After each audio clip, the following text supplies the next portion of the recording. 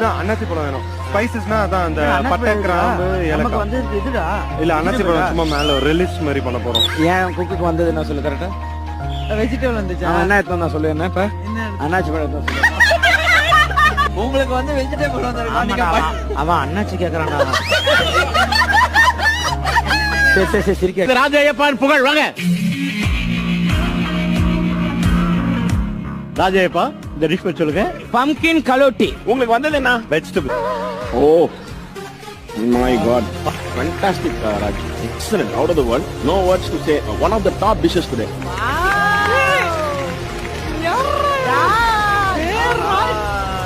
சாப்பிட முடியாத அளவுக்கு அவருக்கு பல்லு இல்லாத ஒரு வயசான ஒரு கிங், அவருக்காக அந்த குக் வந்து அரைச்ச மீட்ல செஞ்ச ஒரு கபாப் தான் இந்த கலௌட்டி.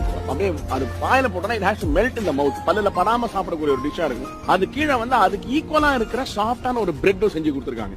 Out of the world.